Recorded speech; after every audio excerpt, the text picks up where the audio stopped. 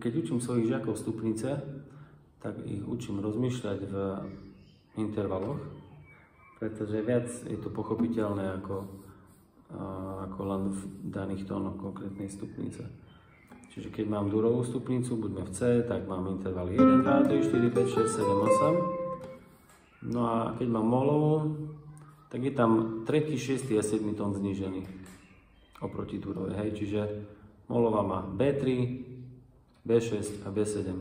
Čiže tieto 3 tóny zmením, 3, 6, 7 dám na B3, B6, B7 a mám vlastne molovú stupnicu. Čiže z durovej sa mi stane 1, 2, trojka išla na B3 teraz, 4, 5, 6 Ačko sa dostala na B6, no a 7 išla na B7.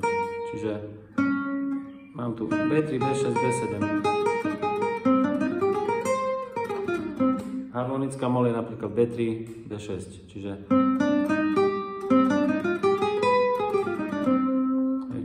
stále základ pre mňa je durová stupnica a intervaly durovej stupnice od 1 po 8 a potom stále, keď chcem ísť do inej stupnice, tak len viem, ktorý tón mám zmeniť, aby som sa tam dostal. Napríklad ten C-mol, hej, B3, B6, B7. No a teraz skúsim si to aj na nejakej... Skúsim miešať tóniny, zahrám improvizáciu trošku v blues a budem hrať C-mol prirodzenej a D-dure. Ale rozmýšľam intervalovo, hej.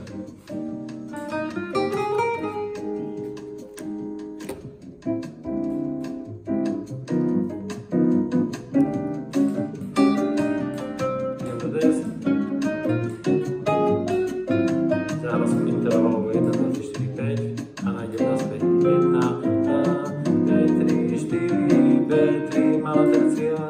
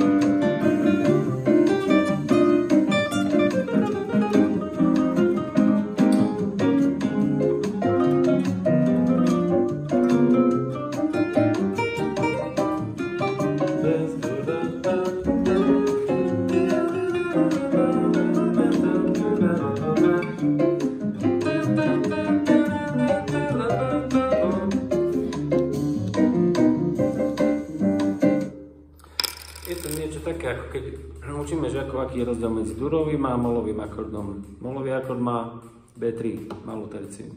Čiže jediný rozdiel je, dur je 1, 3, 5, mol je 1, B3, 5. A takisto rozmýšľam aj pri stupniciach, že stále si len v durovej stupnici zmením tóny, ktoré potrebujem zmeniť, aby som sa dostal do tej novej stupnice. C-mol melodická je napríklad, alebo mol melodická je B3.